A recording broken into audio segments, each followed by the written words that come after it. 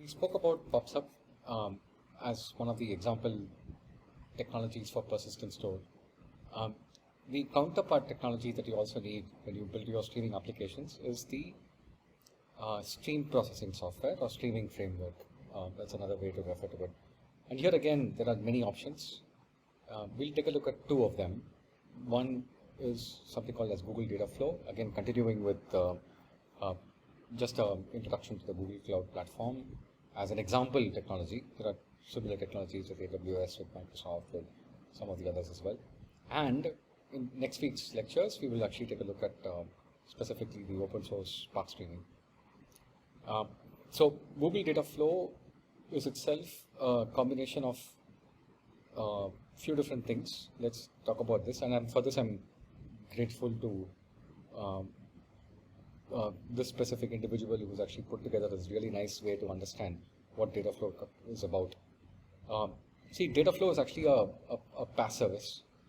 In fact, it's an example of a serverless PaaS service, which allows you to spin up your own, data processing pipelines, be it batch or real time. So in some ways, this is a lot like the advantage of having Spark, right? So we spoke about how Spark actually has seamless interoperability between batch and real time. The code looks almost the same, except that there are a couple of connectors that you might need to change just for real time. Likewise, Dataflow is similar, but the better the thing about Dataflow is that it also encapsulates the hardware, right, that's required for the processing to execute, and it does not require you to specify anything about the configuration of the hardware that's special, right? So in that sense, it's truly serverless. It spins up its own hardware, etc., etc. Great. So how does it work? First and foremost, Google Dataflow uses a common description language that's called as Apache Beam. And Apache Beam is actually open source. In fact, in many ways, you can think about Apache Beam as being an even more generalized version of Spark, as well as maybe a couple of other options of data processing that you'll typically see, like Flink and so on. So in that sense, the open source Apache Beam is more general purpose, right? And there is actually ability for you to take an Apache Beam code and run it within Spark as well. So we'll see that example in a minute. So you create your data processing pipeline using the Apache Beam SDK, and then Dataflow becomes the place where you deploy and execute. So notice that the code is actually different from the execution environment. Dataflow is the execution environment, and it's a serverless infrastructure, so it allows you to monitor, it allows you to automatically manage scaling and things like that. But the code itself, the logic itself, is written using Beam in a way that's open source. All right, so Dataflow will produce outputs, obviously, and the outputs that it produces is compatible to any of the standard data processing options that you have, which is, emit back to a message store like PubSub, or write it out to like a database, etc., etc. So what really happens behind the scenes? First and foremost, obviously, any data processing pipeline needs an input. That input comes from some kind of a data source. In the case of batch processing, it comes from files, but in case of real-time or streaming, it comes from a service like PubSub or Kafka. Then the transformations themselves happen. When the transformations happen, it happens on a unit of data, which is parallelly distributed across multiple different servers within, and that unit of data is called P collection. So I'll expand on this in the next slide. Once the transformations are done, the transformations themselves are multi-step, again following the hot potato principle, whereby each operation that happens creates a new P collection, and then the new P collection becomes like checkpointed, and then it becomes the input to the next operation and so on. So then once all those transformations are done, when you finally are ready to write an action, the Spark equivalent of action is here, like data sync. A data sync itself can be like a file, could be one of the databases, etc. Behind the scenes, Dataflow operates in a manner that's similar to most distributed systems, which is, there's a worker process. The worker process has multiple different instances. Each of it corresponds to like a virtual machine, and then that ability to have those virtual machines scale up and down is completely possible, right? You can, if you're not happy with the default machines that are chosen, you can ask it to choose like a higher scale machine, and Dataflow seamlessly manages that without you having to do anything else. In terms of the backend architecture, the server is where the compute happens is separate from where the storage happens. The storage is like not just referring to the sources, but also the P collections, right? Because P collections are checkpointed in the storage system. So those two are completely separate. So therefore, that allows you to scale each of those independently, and then Dataflow can automatically scale up and add more machines as the case may be, based on the performance, based on the workload. Okay, so how do you use a Dataflow job? Like with all streaming applications, or like with all data processing applications, you could schedule this, right? And you could use a scheduler like Airflow, or Google itself has its own, Google Cloud has its own scheduler technologies. That's fine. Or you could use Dataflow to be triggered based on the incoming event in a particular area. Like for instance, there's an incoming event in PubSub, and then based on that event, the Dataflow gets triggered.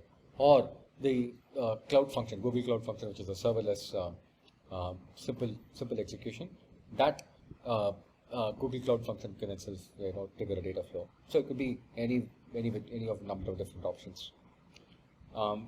In terms of the entire aspect of security, like with all serverless technologies in the cloud, you could have this, you could have the service be access controlled. You could have this be operating in its own, but like virtual environment and things like that. We're not going to talk too much about security because it's outside the purview of this course, and pricing, etc. So all of this is something that you can actually look it up and read up more about it later on. Now, what are the fundamental concepts here? Like I said, the programming model that is used by Dataflow is actually the Apache Beam open source implementation. So Beam itself has a bunch of different common concepts that need to be understood. First and foremost, the simplest application that can run on Beam is called a pipeline. Like the name suggests, it's a collection of different processing steps that happen one after another. And the pipelines themselves operate on what's called as a P collection or a parallel collection.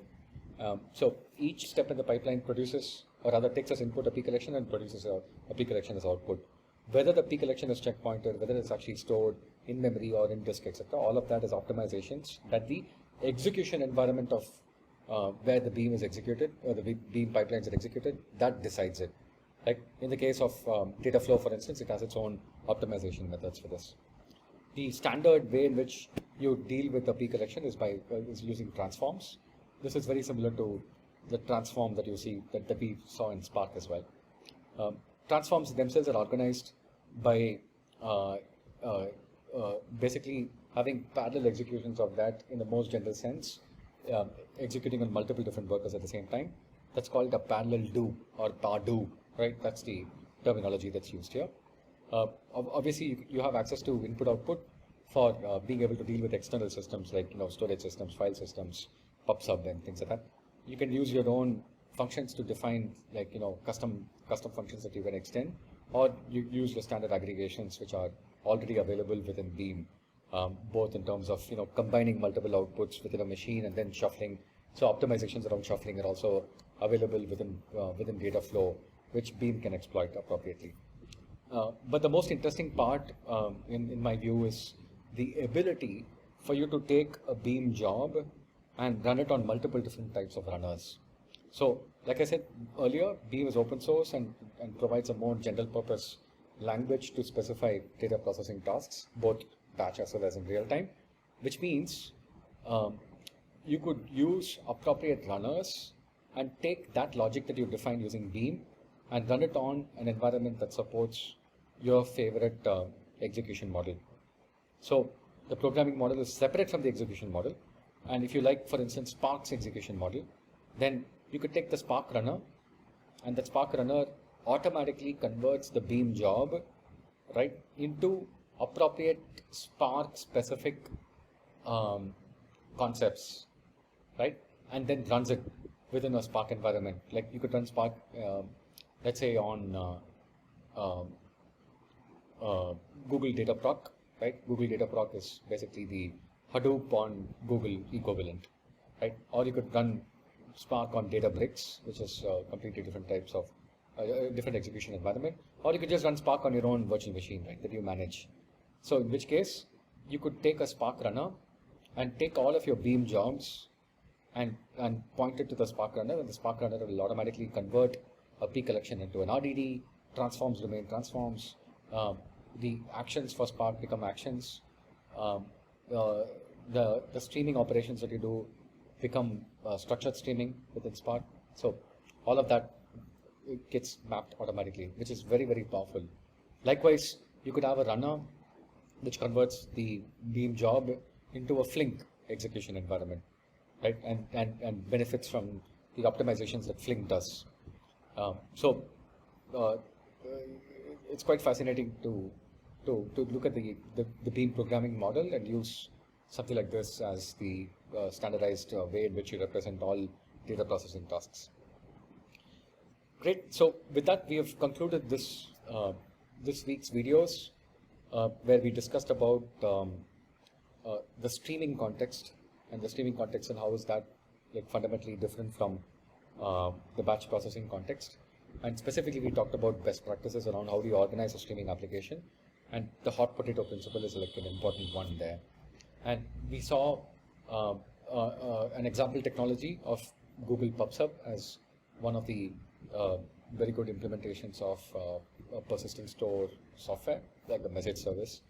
And then we also took a look at Dataflow, which is again Google's serverless execution environment for streaming as well as batch processing, and how underneath it actually uses the Apache Beam SDK or Apache Beam programming model.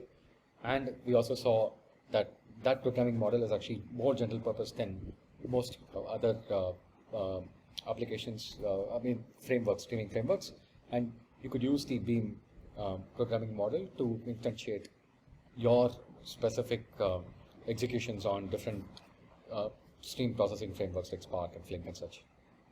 In next week's video, we will take a look at the two open source options available for the message service as well as for the stream processing, which will be Kafka and Spark streaming. Thank you.